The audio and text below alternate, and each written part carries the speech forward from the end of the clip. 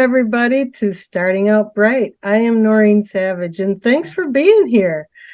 And before we get going, I just want to introduce myself, who I am and who I'm not. First of all, I am nobody official with Bright Line Eating, but the program has done a lot for me. In fact, this coming Saturday, I will be celebrating 4 years from the time I plunked my little postage scale on the counter. That was my way of intro. I actually practiced for 3 weeks, but my official date of all 4 lines was July 22nd. So that's a pretty special day for me.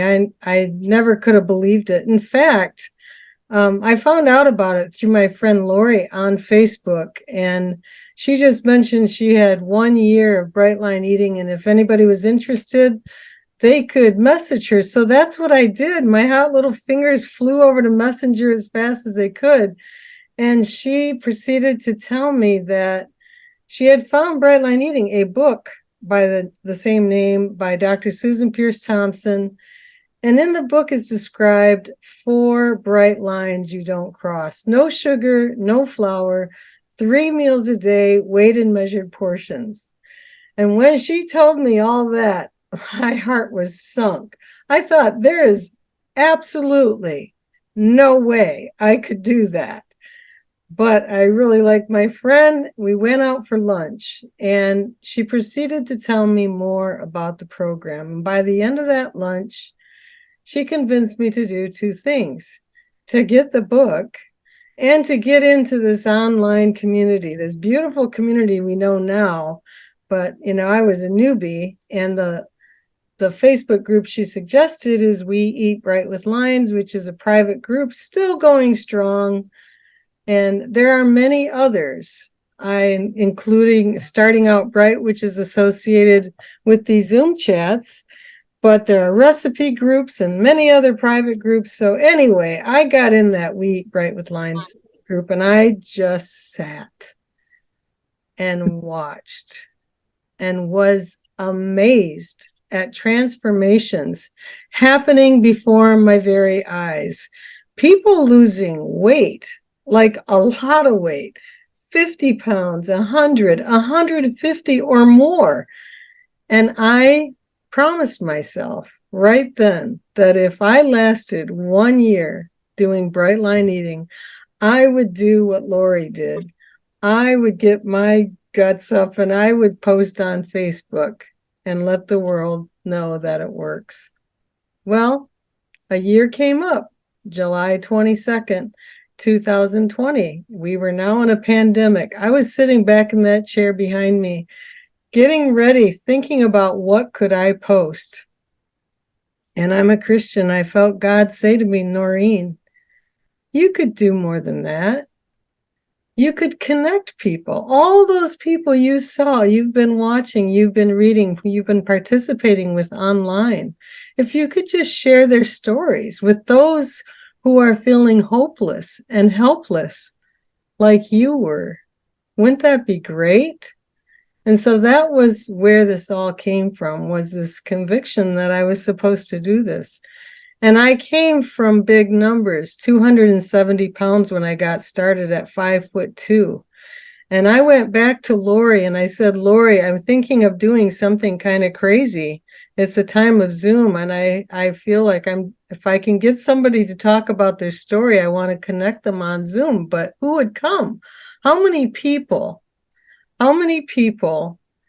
reached out to you when you invited them to that day on Facebook? And she said, Noreen, you're the only one. I'm the only one? Well, actually, that was music to my ears, because then the pressure was off. I realized I don't have to speak to the masses. I'm only here for the one today who may have ears to hear the story. And so it's with that thought and that hope that we get started with Starting Out Bright. And I introduce you to my new friend, Emily Cook. Emily, welcome. Thank you for having me. Oh, Emily, it's been so great to get to know you a little bit this week. As you know, we talked, and just what an incredible story you have. If you want to introduce yourself just a little bit, like how long you've been doing this and maybe like even how much weight you've lost, if you care to share. Sure, sure. So, I'm Emily. I live in Kentucky. I'm married to a pastor, have six kiddos, homeschooling most of them right now. And I've been doing Brightline. Well, the word food addiction came to me in like 2019. So I've been learning about food addiction since 2019, but Brightline Eating's been roughly 2 years. I'm coming up on 500 days of no sugar, no flour, which is awesome. Wow. Um, Yes, it feels great. It feels great. And I've been settled into maintenance for a good year now. So yeah. That's fantastic. And I said that I've been I started out at 270 pounds, and I had some good reasons beyond just the weight. I had been really healthy for most of my life. And but I was starting to get really swollen feet for about a year. My knee was in excruciating pain. It had really Mhm. settled in my knee. Horrible snoring, waking up my husband every night. I felt so much guilt about that. And I was trying to use a CPAP and everything, and then I'd get an infection, all this. So it wasn't working out well. And so I had a lot Mhm. of reasons to get going with this. Actually, now I'm glad for those reasons because I probably would have never tried it. But Mhm. what brought you in? And you can go back as far as you want. Okay. And I forgot to mention 50 pounds is what I've lost. I forgot to say that. So, food and me have had a complicated relationship from the beginning. I don't know when the issue started, like for sure, but I will say one of my memories with food is I was young enough, barely old enough to be babysitting. And it was one of those, when the kids go to bed, you can have whatever you want in the cupboard kind of days. And I remember thinking, okay, what do they have? And I'm looking around and there's no sweets. And I was like, brown sugar. And I saw the bag of brown sugar and I ate some brown sugar. And then after I did that, I was like, that was weird. Like, Yeah. I just like in the moment, it felt like the right thing to do. And then after I did it, I was like, how embarrassed would I have been if they would have come home and I was eating their brown sugar? Um, and I remember being in college. My husband was deployed overseas with the military, and that was an emotionally really hard time for me. And I remember being just really sad and afraid and having this peanut brittle that I was eating and just like trying to feel better. And I just remember I ate enough to feel sick and I couldn't stop. Like, I remember crying. I was crying about my husband, but I was also crying, like, why can't I stop eating this? Um, so I have a lot of like compulsive binge kind of moments too. That wasn't like every day, every week. But I've had that really, I guess, addictive pull for a long time. Now, the weight didn't really start bothering me until much later in life because I was very active. Um, so I started having kids and I had six kids and I would often be able to take the weight off and put it back on. And, there was a lot of juggling there. But then later in life, I started noticing that I was having some compulsive behaviors around alcohol also. And I think what I ended up really doing is kind of a dance between one and another. I would have, I don't have trouble with alcohol. I'm going to sit it down for 6 months or something like that. And I would, but during those 6 months, I definitely am going to eat whatever I want. Like, that's not even a question. We're not dieting until I'd get sick of that. And then let's try the Atkins diet, but I'm going to allow alcohol and I'd restrict the food, but I'd allow that, and I did that trading addictions for a while. I didn't know the food was an addiction for a while. The alcohol was a little easier to identify. So I've got some experience in 12-step AA work. but I think it was in 2019 when I was so frustrated with myself. I just remember getting up in the morning. It was after another, like, okay, tomorrow's day one and we're going to do all the things and it's going to be great. And then day one fell apart and it was out of control by the evening. And the next day I woke up just so sick of myself. And I remember Googling like something like, what is wrong with me? Or like, why can I not stop eating? And that was when the term food addiction came up, and I started reading about it. And it was kind of like, oh crap. This sounds like me. No, This is not going to be fun. no, that can't be right, Well, yeah, yeah, I mean, and we have to eat. Right, right. So then I'm like, okay, if food is an addiction, what do I do here? You can't put your substance down if it's food. And I didn't know yet that certain foods have more pull than others and that there is a way through that. But I do remember being frustrated enough with just the sheer amount of decisions around food that I like. If you would have told me, you know what, let's just get rid of all the decisions. We're going to give you exactly the calories you need and nutrition through an IV every day and no more eating, I probably would have said yes, because I was so frustrated with playing this game of can I, should I, how much, what is it? What do I want? What do I want to do? And then not following it and all of that. It sounds a little bit like my food chatter was. Sometimes it was about the food that was around me, like let's say at work and they're having treats or whatever. But a lot of the chatter in my head was like what you're saying. It was diet chatter because it wasn't that I had never tried to lose weight. I was Right. continuously trying to lose weight. But if in the book, actually, Susan says something like, you're given the diet and now you try to implement it. Like Right. as if we magically know all the calories of everything. Right. And I thought that the weighing of food was going to be so restrictive. I just thought that's just crazy talk. Bad enough for no sugar, no flour, but weighing, I mean, come on. That has actually been the thing that has been so peaceful to me. It gives me so much peace, the automaticity once that happened. What about you? I totally, totally agree. I thought weighing and measuring and all of that. I think all the diets I'd ever tried were kind of like trying to hold your breath for as long as you can, and you get to a point where you just have to breathe. Um, you can only do that for so long. But bright line eating, the sheer abundance, like once you settle into what does my body need to lose weight, I kept going. I get all this food, like 12 ounces of veggies and a protein and a grain.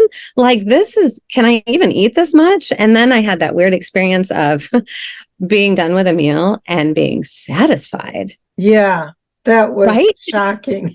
As a matter of fact, you talk about all the amounts. I mean, the sheer volume. Okay. Mhm. And my husband, who has never had a problem with food or eating or anything like that, and Mhm. he's also the fantastic cook in the family. So he'd make a Mhm. wonderful meal. And when I started Bright Line Eating, he's like, I don't know, that is so much food. And I finally said, after about the third time that he said that, because he never would say anything about the other food. I'm like, you know what? I think I understand now. When we ate before, as a family, you saw me take what is a normal, moderate amount of food on my plate. Mhm. And that would look like normal. It Mhm. would look less than what I get right now. But if Right. you really added the second helping of potatoes and the Yeah. third piece of corn, it Or would the look pre like a mountain. But the Yeah. biggest thing was I'd say, do you get full? He's like, yeah. And I'm like, I don't get full. Right. I No, don't. I don't know that I ever did in my life. Like, just always, it felt like I was either still hungry or I was over full. like I could get over full and like, oh, what did I do? But then it's like, as soon as that cleared up, I was mentally rummaging through the cupboards again, like 2 hours later, it was just that constant restlessness.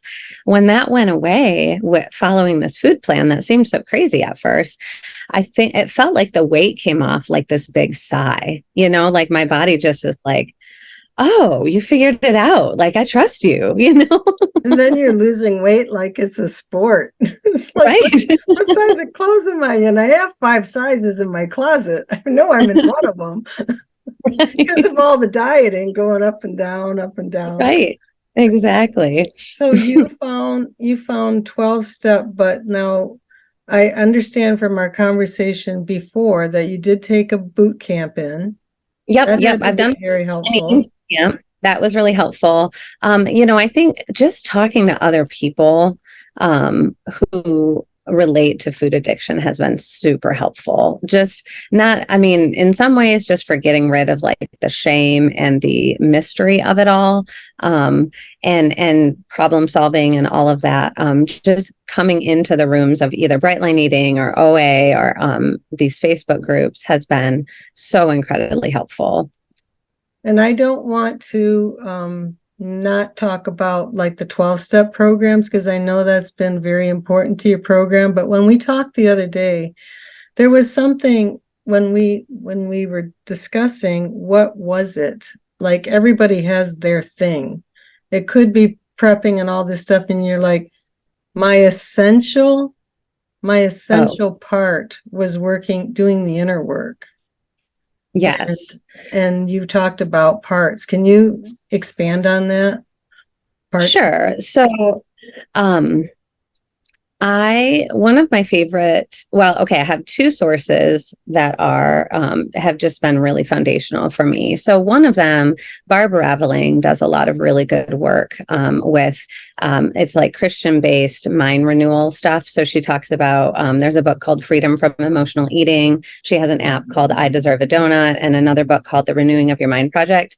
And that was really good training in basically just noticing what's happening around you and asking like what's true here, and allowing scripture to kind of help you sort through some of those things, what's true about food and about boundaries or about the stressful situation, or just all of these different things. So that was really key. And then I came across internal family systems, which I know a lot of it sounds kind of like a strange worldview, especially to a lot of Christians. And there are some things to be guarded against, but I have found it to be just a really good kind of an extended metaphor for some of this inner work that we do. So I guess I would explain it like IFS has taught me how to extend hospitality in ways that I've not known how to do before. So, if hospitality is like opening your home and welcoming in your family, even those extended cousins that you don't know much about, or the people with issues, and the people that are carrying their baggage and their brokenness, hospitality is about welcoming them and caring for them. Internal family systems has this idea that we have inside of us, we have parts of ourselves that often argue, different wills. Like Paul in Romans 7 talks about the good that I would do, I end up not doing. Or we all know the experience of like, I really should get up and clean the house, but I'd also like to finish watching this show on Netflix. We just have conflicted wills. Internal family systems has you kind of notice and get to know those conflicted parts of you, and then extend hospitality to them. So rather than, okay, this part is misbehaving, I'm going to try to lock it in the basement with a diet. Instead, pull up a chair and welcome it in and invite the Lord's presence in, and, get to know it and pray for it and pray that God be present with that part and give it what it needs. So that's a practice that I've done through a couple of different books. Boundaries for Your Soul is one of them. That one's by Allison Cook, and then Altogether You by Jenna Ramiersma. And I also have a counselor that has helped with that. Well, the other day when we talked, and you mentioned about the kind of like the Christian view of the parts work that you're doing. Mhm. And and you just said something about praying for that part. See, the thing that I felt like I'm getting mistaken is, and maybe others too, I don't know their experience with it. Sometimes I can go down the track of thinking I'm talking about multiple personalities. I'm not really Yeah. talking about multiple personalities. You're talking about parts in your life, really, parts Mhm. that are now you. For Mhm. example, if I saw somebody get hit by a car, I can't unsee that, but it's buried Mhm. deep down. Sometimes we called it the child within, in the Mhm. past. But so there is that will bring up different things that might get triggered. Is that what you're talking about too? Because I haven't Yeah. gone very deeply into parts work. Yeah, it's a way of, and I mean, maybe part of the reason it appeals to me is because I'm a writer. So I love to think in metaphor, but it's a way to kind of picture, okay, I've had a really stressful day. Part of me is saying, I really need to just sit down with a bowl of ice cream to make myself feel better. I need a break. I deserve a treat. This one part of me is saying all of that. This other part of me is saying, we're on a diet, go in the basement, stop being such a pig, and like really judging this part. So I used to think that was my willpower. What I realize now is that both of those are parts of me. The part of me that wants a treat and knows that I've had a stressful day and needs a break, needs to repent of some things, needs to learn that food maybe doesn't fix that, but also has a point that I need to sit down and learn to rest. And God invites us to rest and be still in his presence and to Sabbath.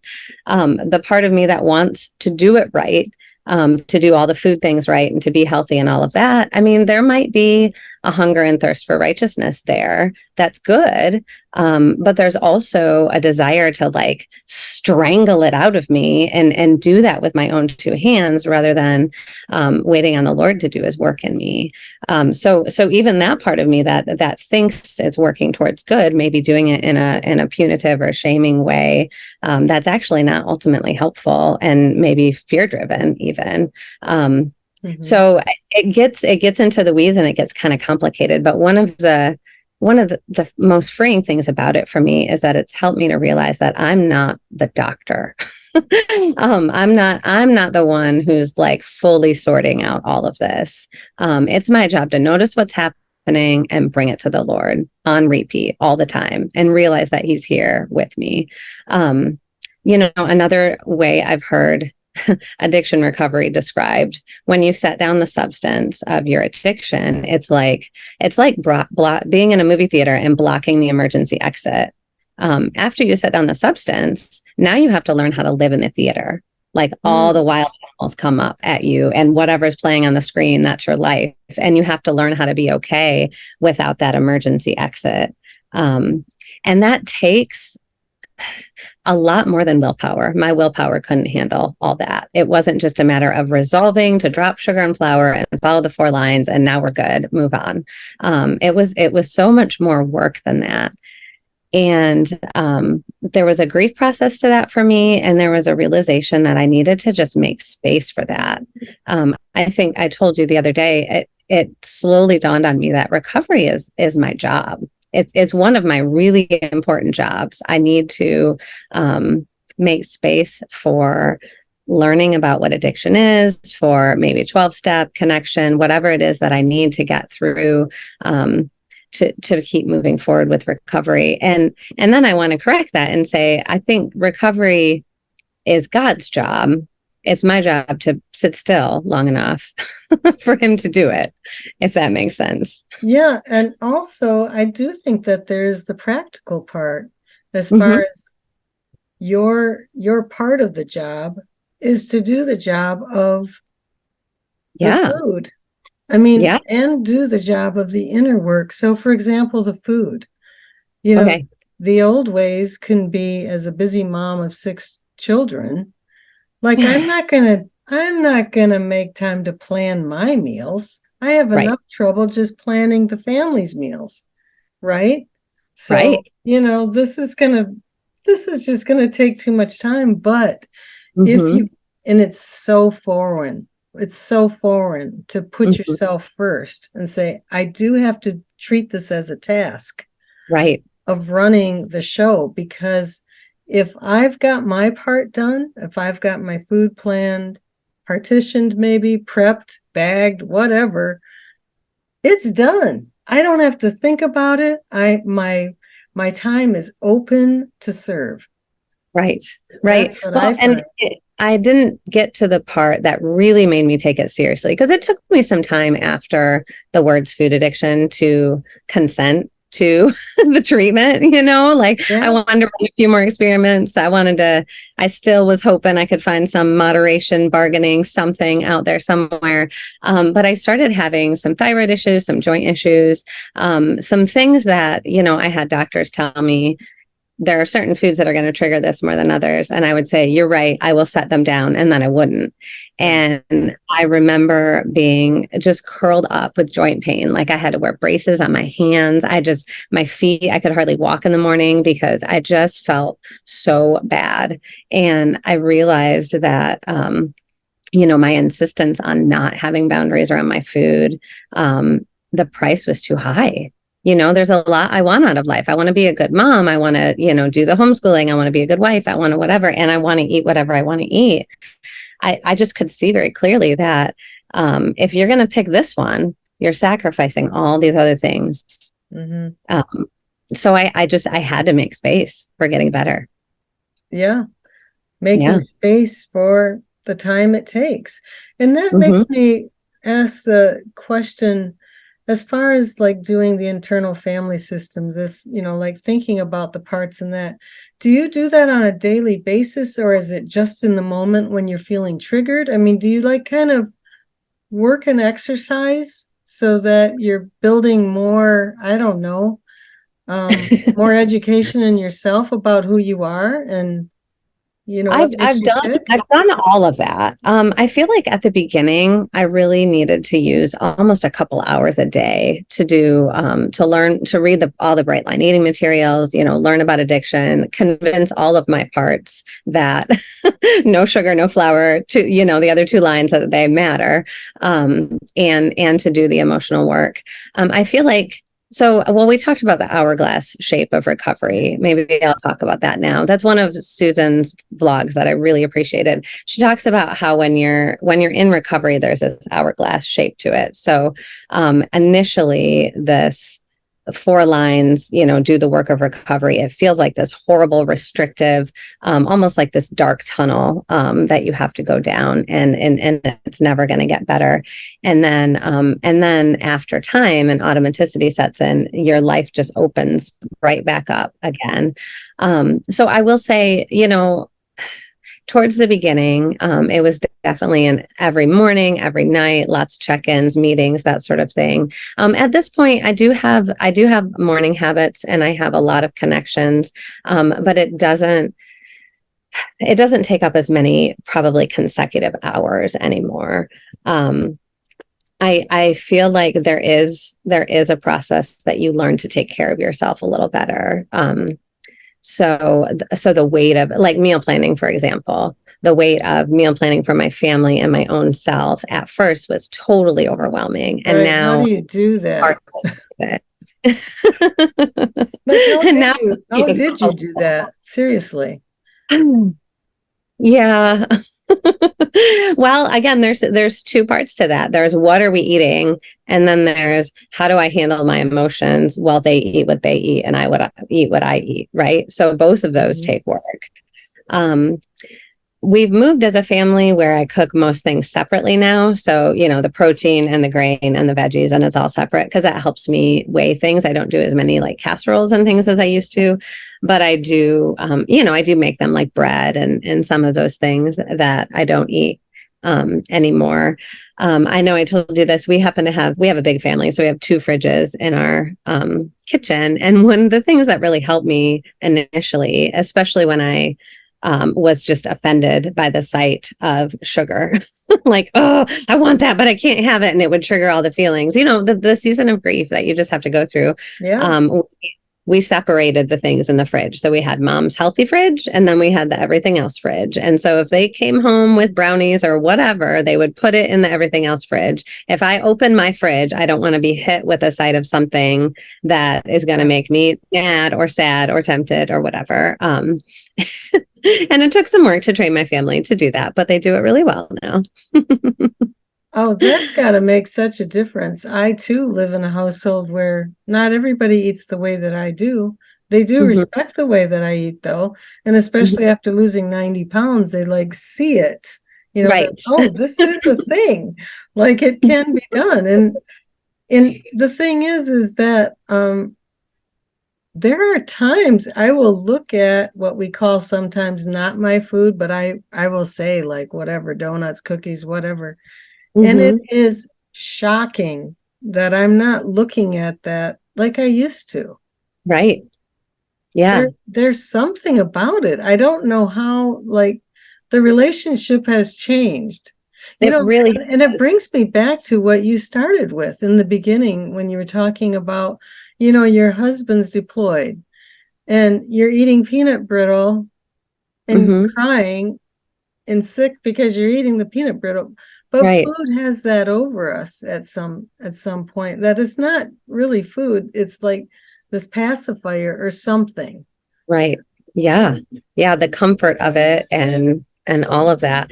I remember feeling so frustrated with just the weight of having to plan everybody's meals and my meals and think like I want to think about food less. And it feels like to recover from food addiction, you have to think about it more for a while so that you can think about it less eventually in automaticity with all the, how many ounces of this or that and the other thing. And all of that, there's this learning curve part that was really hard.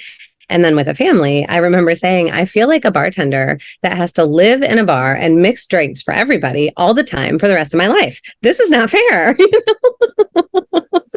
But you've obviously been able to do it. Well, my guess is that your family's learned about Whole Foods. They have. And it's tricky too, because I feel like I don't want to demonize the substance either, because not everybody has this problem. This way of life is not for everybody. People who don't need it, good for you. You don't need it. Like go enjoy. And so I don't want to add that stigma. I've done that before when I've dieted, ban all the things and keep them out of my face and all of that. Like I've sent very mixed messages that, and then, okay, now it's time to party, Well, that, and besides that, a lot of the diets we went on had built-in cheat days. Right. So it's like, okay, this is so great because I can cheat 2 days. Well, and why again am I not losing weight? Because my cheat days were literally the whole day. Right. Because why not? You got to get it all in. Not like a couple meals. Right, exactly. Like the whole day. Okay. Exactly. But it's so strange now. And I don't know, it's not like a switch flipped or anything, but I think it's just maybe detoxing or settling into this lifestyle for long enough. The other day, one of my kids baked and everything was there on the table, on the napkins or whatever. And I noticed it. And I mean, I didn't notice it like I was no more tempted to pick up that cookie and eat it as I would have been to pick up the napkin and eat it. Like it was the same. It didn't trigger any feeling or thought or anything in me. And then, I mean, that's just surreal with how wild it was in my brain before this. Oh, well, you know what? I have to say, though, I did have to change as far as baking. That became something that I had to pull the reins on. I will make things, special things like once or twice a year, but I got a little cocky. The first birthday that came up for somebody in the family, I made the cake and all this kind of stuff. And I went beyond, obviously singing the songs and everything, but then I decided I needed to serve it too. And that was a bridge too far. And that I had learned my lesson from that research. And I'm like, you know what? There is a thing called willpower depletion that Susan talks about in the book. Absolutely. And I have depleted it after this much time. And I would have been better off to go in the other room. And so I've now learned I don't really need to do that. it's Yep. not like I make the best in the world. Someone else can take that on. There's this pride thing too that can Yeah, get in it's the way hard. of that because, Right. well, I always did. But you know what? If it's really not serving me and I've Hmm. already done the experiment, you Right. know what? Give it up.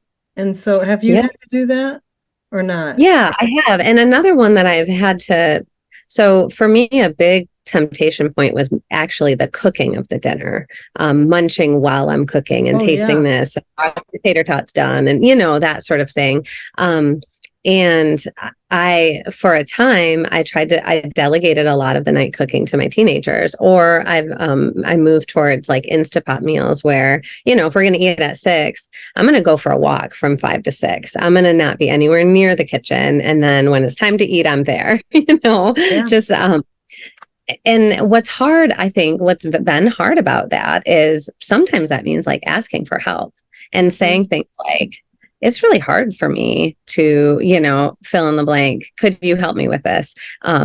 That's a humbling thing, especially when you're talking to people who don't have the struggles around food that we do. But yeah, baking is not something that I do. Typically, I do let my kids bake sometimes, and sometimes I'll leave the house if it's irritating, and sometimes I won't notice it. One trick though, when I did have to make something, I don't remember what for, but I always use an accountability person if I do that. Like, okay, I'm baking, just letting you know, not touching it. I'll let you know that I didn't touch it afterwards. But also peppermint essential oil on my nose, Like and just then dab a little bit. yep, just dab a little bit on your nose and then you don't smell it, and it just kind of it takes that factor out at least. Mm-hmm. Well, So, that brings me to a question, and I notice Ed Pettit is here in the Zoom room. One thing he says in his posts occasionally is something about it's about finding out what's eating you, or how does that mhm. go? It's what I'm He eating, says it's what's about what eating. you're eating. That's such a great line, Ed. What am I eating? So no sugar, no flour, anything else that falls in those trigger categories. And then what's eating me? And then Ed says, and then the third thing is a reliable something to deal with number 2. So whether that's, your 12 steps and your faith or your community or all of the above is ideal in my opinion. And to help you deal with what's eating you, because life is always going to throw those curveballs at us. And one of my accountability buddies was just so great. Every time I would reach out to her, she'd reply back, food won't fix it. It was just always food won't fix it, food won't fix it. And she was right, and I began to just tell myself that, like, yeah, the kids are being terrible, or I'm overwhelmed about this, or whatever. Food won't fix that. No, it really Just let won't. food. Yeah. So what is your reliable something? Is it the accountability partner, or do you have other avenues too? And I'm not talking about just in the heat of it in the moment, but Mm-hmm. just you're like what, 2 years, did you say? I mean, Mm-hmm. this is a Pretty close. substantial amount of time to Yeah, to be on this path. right. So I would say, I mean, every day I have a time of like prayer and meditation, which involves sometimes some like IFS parts kind of things too, and sometimes just scripture reading. An interesting thing when you start to kind of get to know the parts of yourself is you read other things, even like scripture or 12 steps or whatever, and you begin to notice what parts of you are activated. Like, oh, that was for the part of me that is worried about the kids, or that was for the part of me that was angry about that conflict, or, so that's interesting. But so I try to make more time than I used to for just checking in with myself and what I need and spending time in prayer and meditation. And and then I have several accountability friends that I'm able to say these things out loud to. Breaking the isolation was really, really important for me. People who would just understand, when you say, okay, I have a church function tonight and it's going to be tricky. Here's my plan, and I'll check in with you after, and can just encourage you in that direction. I don't do any of the paid Brightline things right now. I've heard they're great, but I also attend an OA meeting on Monday nights. I'm noticing that Ed jumped in with the Okay, actual wording, and so I want to make sure that go for it. those who are listening will hear this. For me, it all reduces to the three things. One, what I eat. Two, what's eating me. And three, ensure I have a reliable something such that I never eat over what's eating me. So healthy to think about that ahead of time. The biggest tricky part, of course, is the reliable something tucked Right. into the number three above. No longer alone is a game changer. Recovery is a team deal, not a solo sport. And I would even say the solo sport, as far as your mention of God, really, that when you're getting into that moment of, I would just call it surrender, where, you know what, I'm in way over my head. There's everything around me. I just surrender, like, and pray. Right. And that, Yeah, no, absolutely. I think addiction recovery has been just a lesson in what is the line I'm trying to think of? I had to become disillusioned with my own willpower. This battle of like indulge, restrict, that I just I felt like I was arm wrestling my body and my soul all the time. And for me, change really started to happen when I realized that the arm wrestling isn't getting me anywhere. My own willpower cannot override what I'm dealing with here. And that, surrendering that you can't do it, and then entrusting yourself to God who can, and doing a lot of waiting on that. One day at a time kind of surrender. well, Yeah. the thing is that in years of dieting, we have instilled those habits too, that you don't wait. You do go to bed and you're like, well, another day, but I'll try again tomorrow. Right. And so you've seen, like, go off, get back on, go off, get back on. And so for me, I battle with even like, well, when I get to this number, I will treat myself. And I have to tell myself, this is not a diet. Right. This Right. is just how I live, Noreen. It's going to be okay. Right. And Yeah. And I like that you said treat myself, because what I'm finding, and I didn't, with that, if you think of that hourglass shape thing, going into this, I would never have believed that just this lifestyle in itself is treating myself.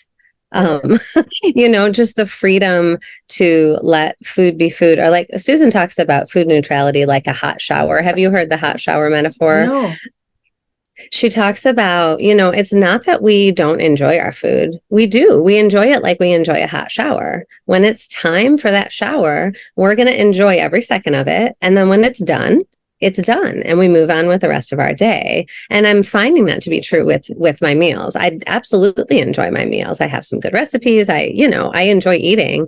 And then when I'm done, I'm satisfied. And so often the next meal comes around and I'm like, oh, it's 1 o'clock already. I could have lunch. I was hungry.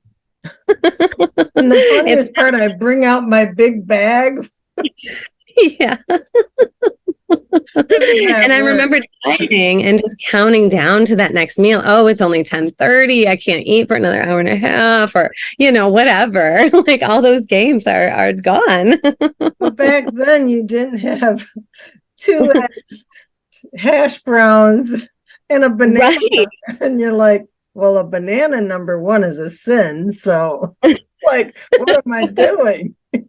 Just enjoying this. This is terrible. I shouldn't be enjoying all this food. But seriously, it was so much. It was just like delightful. You could say recipe there. I got to get at least one out of you. Like, what is a favorite that you Okay. So I eat the same thing for lunch, not because I have to, but because I just really, really like it. And it's been months now. My kids are starting to make fun of me, but I tell them, I don't care. I like it and it's healthy. Leave me alone. So I fry up 2 ounces of pepperoni, and then a whole bunch of veggies, zucchini, tomato, pepper, and onion usually. And I call it my pizza veggies. Yeah. And, you like 12 ounces of that with the pepperoni. I have that. And then I can have a grain and a protein, right? So I also have rice and then like a combination of chicken and beans with salsa. And that it's like a big plate and a bowl, and it's a lot, and it's so delicious. So you're saying the grain because you're in maintenance. Yes. And so you get an extra grain, which who in the world ever heard that? That when you Right? get to your goal, you get to add food. I know, it's That's surreal. crazy talk. I'm not there yet, but I will say that there have been times like one time I got COVID and I felt so weak and depleted that I'm like, you know what? I am putting myself on maintenance for 2 weeks just to get my strength back. Because you could at any time, right? Right, right. Because does the universe know what weight you're supposed to be? I mean, seriously. So I did that and it did exactly the thing I needed it to. I just felt so much relief. I felt stronger. I was getting more grain, which is good brain power, and I didn't even have to go 2 weeks. And I just went back into the weight loss mode, taking that one grain out, and I was fine. Right. Yeah. So, yeah.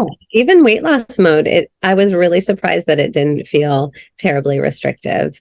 Now during the initial, like if I was eating sugar and then set it down, there's certainly 4 or 5 days there where I'm craving and I'm maybe angry and, really. Oh yeah, there's a good stretch of inner.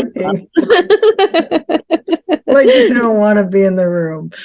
No, just everyone let mom go to bed early. It's fine. She'll be better don't later. Talk to her.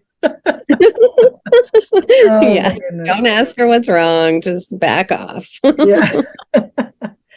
Any other tips or tricks, like any teas or anything like that? Just what you're. Well, when you have your special lunch, but when you cook for the family at night, do you have something similar? I usually have what the family has. I typically just break up, like I said, the protein and the meat, the protein and the grain and the veggies, except of course I probably have 3 times the veggies that my family has. I'm trying to get them to like green things, but man, it's a battle. Yes, absolutely. And my favorite breakfast lately has been just a potato pancake because I can have 2 proteins. So it's like 2 eggs, 4 ounces of potatoes. And then I make that up like a pancake with some salsa on top and then a fruit on the side. That's been a really good one for me lately. But 2 eggs with potatoes is a regular weight loss breakfast. Do you have more than that? Well, wait, that's right. I might be off. Oh, I do add an ounce of cheese. Oh, okay. Wonderful. There's a question here. Do you attend OA in person or online? Online. There's a Monday night meeting, and I can actually, it's an open meeting, so I'm happy to share the link. Okay. And we can share it also in the Starting Out Bright group.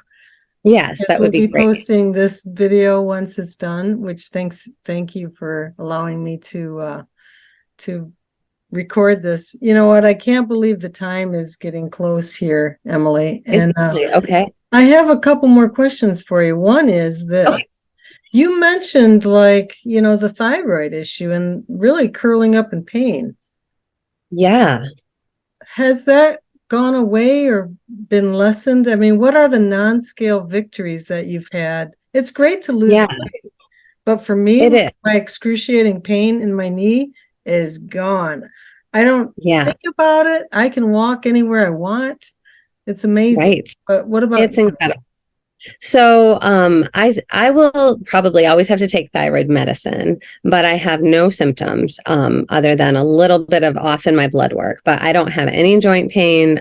There was a lot of just quirky things I was starting to accumulate before I lost the weight. Like I said, I lost the 50 pounds. The other thing is I exercise a lot, but from an IFS standpoint, I exercise almost from a different part of me these days. So what I mean by that is I was very often, I mean, sometimes I enjoyed exercise, especially sports in high school and things like that. But most of my life, exercise was something I had to do because of how badly I had behaved with the food. Yes. It was a very punitive thing. I would push myself, I would listen to music really loud and just like, go, go, go, just like, um, and I listened to Susan's advice. I think it was wonderful when you're starting out bright line eating, not to exercise. When she said not to exercise at all, when you're getting used to this meal plan, that really, really blew my mind. But her idea that you wear bunny slippers and just are kind to yourself, because this is a big adjustment, honey, and get a blanket and a cup of tea and just let your body rest and adjust. I took that really, really to heart. And then as I started adding exercise in, it was honestly like for the joy of being in my body, which I can hardly believe I'm saying that. That is not the relationship I've ever had with my body before. But now I enjoy dancing and running and volleyball and a bunch of different things. So that's been a really exciting non-scale victory for me, I would say. Let's see. That's fantastic. There's a question of how can people connect with you? And I Okay. was just going to say, if you're in the Starting Out Bright group, I know that you are too. Yeah. And so I'm that's on one that. way. I don't know if you want to offer any other way to do that. I have let's see, I'll put this in the chat. One of my favorite ways to connect with people in recovery is over Voxer. It's a voice messaging. It's like Marco Polo, but without the video. So I'm going to put that in the chat too, in case anybody wants to do that. But I am on Facebook and happy to chat there. So is Voxer, it's an app that is a free app? Yes. Voxer Okay. with a V, like voice. Okay, Voxer. I've Yes. not heard of that. Yeah. All right. It just lets you do long voice messages back and forth. And okay. And there was another question about the two books, but I think you gave that. But if you want to just say the names of those again, sure. The IFS books, the Internal Family Systems books. Yeah, those are Altogether You by Jenna Ramirsma and Boundaries for Your Soul, Allison Cook. Okay. I have, let's see, I'm going to just put I have a list of books and things that I recommend. So I'm just going to throw that in the chat real quick too. I'll put it in the Starting Out Bright group. But okay. There you go. Okay, great. Yeah. So here we are to the last question, Emily. And this might be the most important for the person who is listening right now and may be coming from a place of what they call food addiction. Maybe they've Googled it too and somehow found you. What would you say to them about giving this lifestyle a try, bright line eating? Yeah, I really like the word try. I coming at this with an experimental mindset can be really helpful. The word addict is a strong word, and there's a lot of grief associated with that, and it may or may not apply to you. But if you're in a place where you're feeling stuck or what you're doing isn't working, I would really encourage you to give the Bright Line Eating Plan a try, and not alone. In community, connect with other people who have been there, share your own story, hear other people's, because continuing to show up, that's when the miracle can happen. Make space for the possibility of your recovery, because these struggles are real. And if you're struggling still, you are not uniquely broken. There are many of us who understand you in these rooms. There was another question in the chat, and it's about how do we get to this Starting Out Bright group? And it's on Facebook. You just search for Starting Out Bright private group, and then you can join. There's a question to get in. But the point I want to make about community, just kind of piggybacking on what you're saying too, when I got into the We Eat Bright with Lines group, I say that I just sat and watched, but that's not exactly the whole story, because I also offered something every single day. I might have hit like on somebody's, post, and maybe I posted myself. And definitely once I got going with Bright Line Eating, because it was like 2 months before I jumped in. I was not sold yet until I saw these transformations and saw these were authentic, humble people who were here to help each other. But I did show up. Literally, when I say it's in like a couple days, it's 4 years, I have been showing up every day to the extent that I could. Maybe it was, like I said, just hitting like on somebody's. But there have been the times too that I have gone and said, I'm going to a wedding tonight. Can someone be my partner? Because I didn't have any accountability partner. And you know what was the most wonderful thing is when I remember that specific first time that I did that, and somebody said, I'll be right here. I'll be waiting for you when you get back. Just jump back on. And that sustained me. When I went, I realized they really are waiting for me. And I did so great. It was the first time ever. So it's when you're saying community, I don't think you can overlook how important this is, whether it's in a Facebook group, OA, or any 12-step program, mastermind groups. You said you have a buddy, even on this Vox chat, whatever. We have so many ways to connect. Not the least of which is hearing your incredible story, Emily, tonight. Well, thank you for having me on. I really appreciate it. Well, it was just wonderful. And I just thank you so much. And I feel so grateful to you for saying yes to a complete stranger. So with that, I am going to close as I do each week that I do these. And any last words, Emily? I just want to make sure that you've got it. I mean, I guess I just want to say, that line, "You are not uniquely broken," is one of the pieces for me that has been so important, to know that whatever it is that we're battling, that God welcomes us into his presence as the receiving child, not the doctor, but the patient. And we get to come to him and to others for help. That is just, it's just huge. It's huge. And it's for everyone. So it reminds me again of our friend Ed, who says it's not about Ed fixing Ed. Right. But, showing up. And so all of this is so important, and showing up for each other just like this. So with that, I am going to close.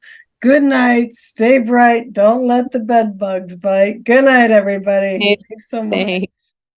So, Emily, how would you like to play 3-Question Thursday? I obviously don't know how to play 3-Question Thursday. Okay, well, we'll learn as we go. Okay. Okay. Here's 3-Question Thursday. I'll ask you 3 questions. Okay. The first question. You talked about your writing a little bit, but we didn't get deep into it because you do substantial amount of writing in a blog. Can you first say the name of the blog and how we can find you? But how did that start and how do you keep up with it? Okay, so my blog is called Weak and Loved, weakandloved.blogspot.com. I've always kind of been a journaler kind of person, but I started keeping a blog really faithfully when my husband got called to his first church. We had 4 kids. We were there for about a month, and my 4-year-old daughter started having seizures kind of out of nowhere. And we went through this year of medical crisis and seizures. It was a brain tumor. She ended up having surgery and she's doing wonderful, but moving away 6 hours away from family, and then that on top of it, writing was a great way to keep people updated, not have to repeat it all verbally every minute, especially Sunday morning with people I just knew. But also I realized it was such a way to process my own emotions and just get things out, get things on paper and sorted and things like that. So that ended up actually turning into a book that I wrote. Oh my goodness. But yeah, and I'll explain the name of the blog too, because I had an aunt that was supportive during that season with my daughter, when it was so hard to see her sick. It was hard to have 4 kids at that time. I was pregnant with a 5th.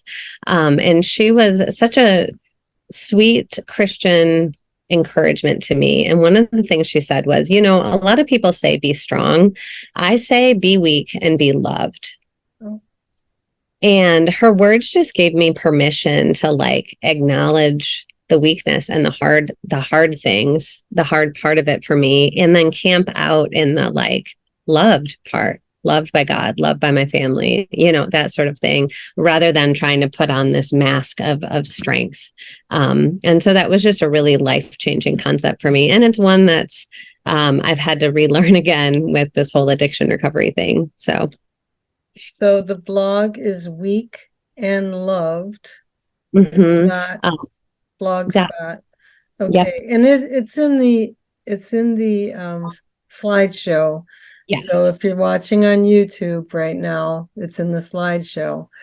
Okay, so that's question number 1, is how it got started. Okay. And what is the book by the same name then? Yeah, the book is by the same name. Okay. And when did you publish that? I think 2010, maybe. Okay. Fantastic. Yeah. Okay, second question. Okay. You mentioned that you are back to exercising, but for you, it's not really exercise. It sounds very joy-filled. Yeah, it is. Okay, but how did you get started? At some point, did you say, oh, I've lost 50 pounds and now I shall get my running shoes on, or what happened? I mean, gosh, I don't know that I really remember. I think it was a gradual thing. Just as I started feeling better, I was able to be more active. A lot of the support I've received is through like phone calls and things like that. So I would leave the house and walk on the phone calls, just for privacy's sake, having 6 kids, So I think it started out gradually, and then just the more that I've begun to feel better in my body, the more that I've been willing to just enjoy that and push myself a little bit into new territories. Like one of the things I like to do with my older daughter is refit classes. It's kind of like a Christian version of Zumba. It's like cardio dance, it's not for everybody, but it's kind of wild and crazy. And it's a lot of fun for us. And that just feels really celebratory. And it's called Refit? Refit. Mm-hmm. Okay. And so it's at a local like big church around here that we go to. Okay. Yeah. Okay. Well, the third and final question. This is for all the money, all the marbles. Oh boy. Well, the thing is, I go back to when you told me the other day when we chatted, there was a moment when you were watching Susan's vlogs and crying. And eating ice cream. Yeah. What would you say to that Emily right now? Well, if you were to go back in time, what would you say to her in that moment of you are so almost desperate that you're crying as you're watching this? The realization that you might have a compulsive problem here. Maybe, just maybe. No, I don't.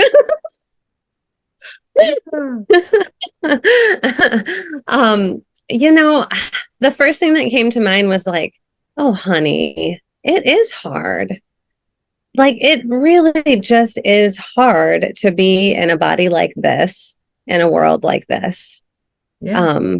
To be well in this food culture is hard, and it's a lot of work, and it's a lot of grief work to get better. There's that word again, grief, and you mentioned it before. Yeah. And you're talking about crying. I mean, this is a serious grief.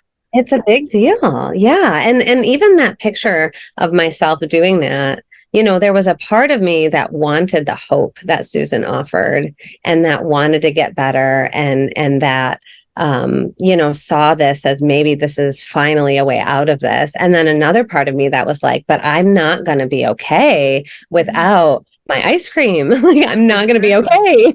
Right.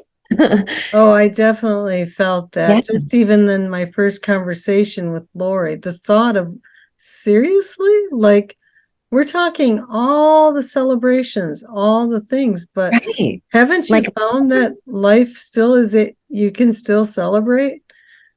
right. Yes. Like after the grief that you have to walk through, like there's no jumping over that. Um, After those things have been buried, though, that hourglass opens up and there's so much more on the other side than I ever would have imagined. The ice cream wasn't worth it. But I couldn't know that then. I couldn't see through the tunnel Yeah. to the other side. But now when I look at, like I said, the cookie doesn't tempt me any more than eating the napkin does. It's because I see the price tag on the cookie. That would mean falling back through the hourglass to that old place where I used to live. And honestly, no part of me wants to do that anymore. Yeah. And a miracle. That's incredible. And that's not a work that I have done. But it's a gift and it's a grace. And I'm really grateful for it. Well, Emily, I'm grateful for our new friendship and thank you so much for sharing your story, giving us Yeah. a lot. Oh, I got to ask you one more question. Okay.